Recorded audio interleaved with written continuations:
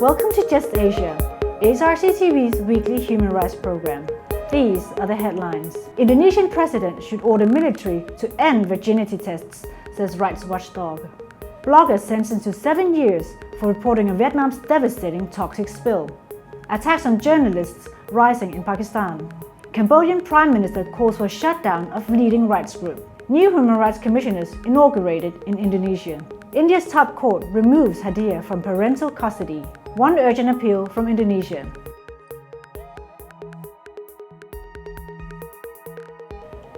Welcome to AHRC TV's Just Asia. I'm Annie Lin.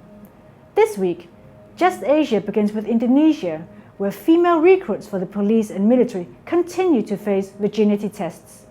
These tests were banned by the World Health Organization in 2014, saying they have no scientific basis. Human Rights Watch is calling on President Joko Widodo to order Indonesia's police chief and armed forces commander to immediately stop these tests.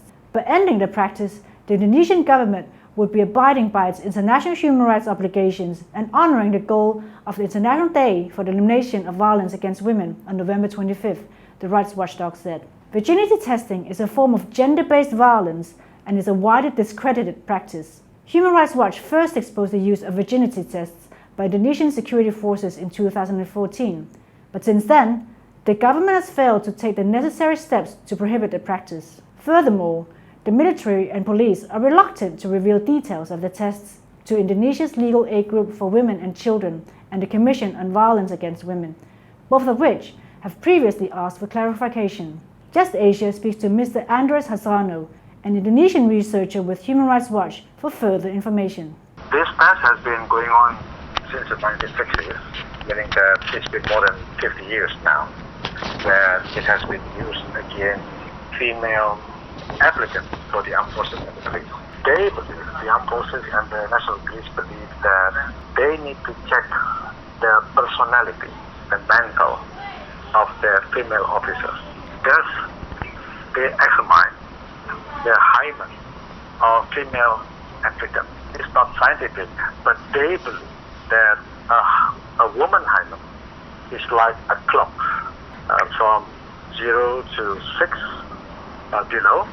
If the hymen is torn until 6, they believe that the woman has active sexual life. If it is torn between 1 or 3 o'clock or 11 o'clock, then the hymen is torn because of accident, riding a horse, falling down from a bicycle or whatever. The phone of the applicant has a box in which the hymen is going to be marked as torn or intact. It means that a torn hymen does not necessarily make the applicant scrapped from the selection process, but they check the hymen. It is obviously traumatizing. I talked with dozens of women who took the test. It is abusive, it is discriminatory, and it is unscientific.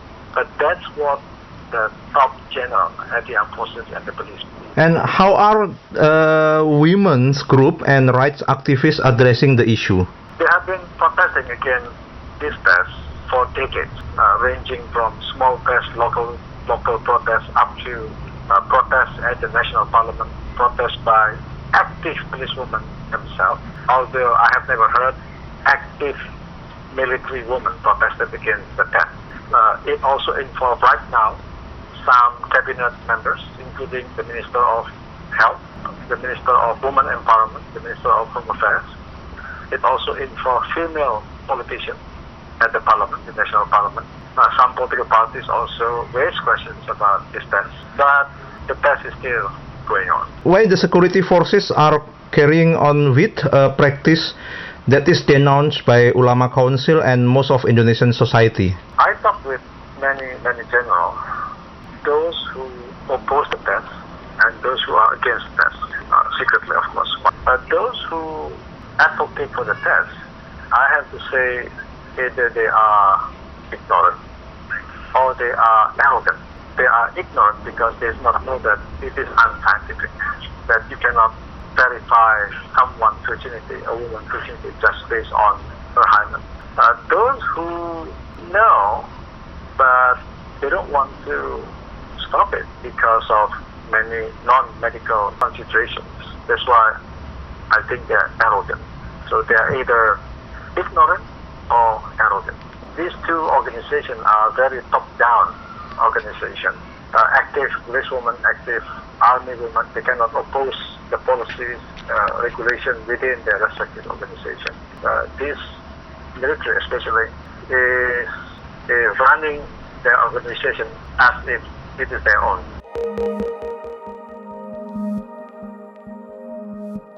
Moving to Vietnam, a 22-year-old blogger was sentenced to 7 years in prison on Monday for posting reports on one of the country's largest environmental disasters. After a brief closed trial in Hà Tĩnh province, blogger Nguyen Van Hoa was found guilty of spreading anti-state propaganda referring to his videos and reports on a toxic spill that devastated the coast of central Vietnam. The spill occurred when a new Taiwan-owned steel factory flushed cyanide and other chemicals through its waste pipeline, killing marine life and sickening people along a 120-mile stretch of coastline. The government initially provided little information about the spill, even withholding the names of the toxic agents from poisoning victims and their doctors. The toxic spill deprived coastal fishermen of their livelihoods and set off major protests along the central coast. Earlier in June, a court sentenced another well-known blogger, Mother Mushroom, to 10 years in prison, also for blogging about the fish kill.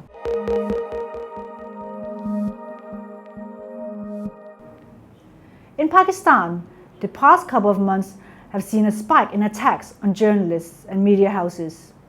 During the recent 22-day sit-in by a fundamentalist Muslim group in Islamabad, 3 journalists were severely injured, while several media houses were attacked and their DSNG vans, which record videos on site, were burned. On November 25th, protesters at the Faizabad Islamabad sit-in beat up 2 photojournalists and tried to snatch their cameras as they were taking images of an attack on the police.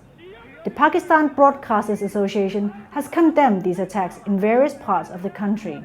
Pakistan is routinely ranked as one of the most dangerous countries for journalists, while local reporters describe Balochistan as being the most dangerous place to be a journalist in Pakistan. After the banned separatist group Balochistan Liberation Front issued an angry ultimatum to local journalists, more than a dozen towns and cities in the province are without newspapers. Journalists are too scared to produce them, and vendors are too afraid to sell them. The doors of the local press clubs have been locked for the past 3 months. Meanwhile, the Pakistan government on November 25th ordered all news channels in the country to close down for 27 hours and banned all social media to keep people in the dark from the latest developments crippling the whole country.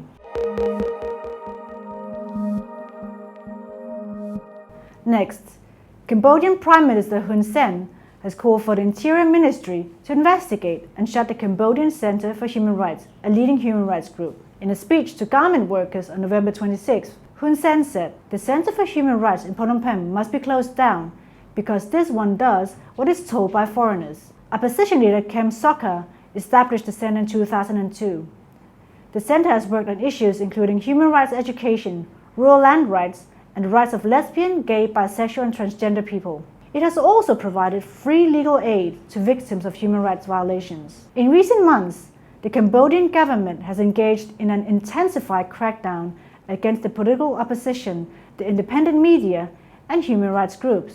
On September 3rd, the government arrested Kem Sokha on dubious charges of treason, and on November 16th, the Supreme Court dissolved the opposition Cambodian National Rescue Party and imposed political bans of 5 years on 118 of its members. Earlier, it has closed down radio stations and the independent English-language Cambodia Daily. The dissolution of the CNRP means that there will be no significant opposition party to challenge Hun Sen's ruling CPP in the 2018 elections.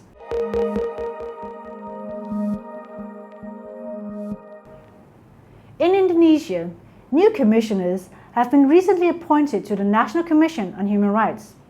The parliament selected 7 commissioners from over 60 candidates for the next 5-year period of 2017 to 2021. These commissioners will face a challenge in dealing with the Attorney General's office, where the Commission's inquiry report into past human rights abuses has been sitting for the past 10 years. Indonesia's Attorney General has refused to bring past human rights abuse cases to the Human Rights Court. Due to this, the previous commissioners preferred to bring past abuse cases to non-judicial mechanisms such as the reconciliation mechanism. This triggered massive public protest because the National Commission on Human Rights is mandated by law to investigate human rights cases and ensure that the cases are taken to the Human Rights Court by the Attorney General. The Commission also failed to settle current human rights abuse cases such as the Panyai case in Papua and the brutal shooting in Bima West, Nusa Tenggara. According to Indonesian activists, it is high time the government amends the law and strengthens the role and function of the Commission. Besides investigation, the Commission should have a prosecutorial role, enabling it to directly present to the Human Rights Court like Indonesia's Corruption Eradication Commission.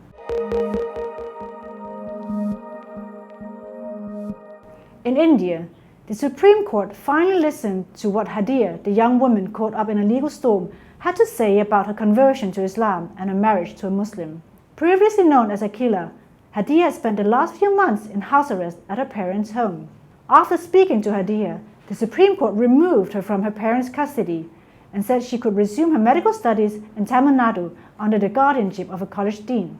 While Hadiya's father alleges that she was forced into conversion and marriage, Hadiya maintains that she has always acted of her own free will. The next hearing in the case will be held in late January 2018.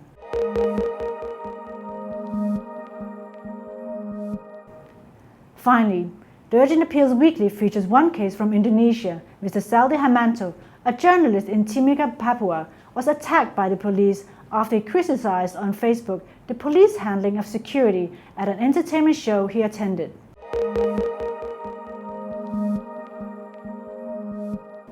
That is all for this episode of Just Asia.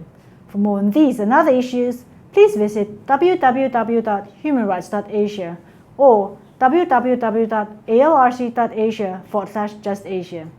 Thank you for watching and see you next week.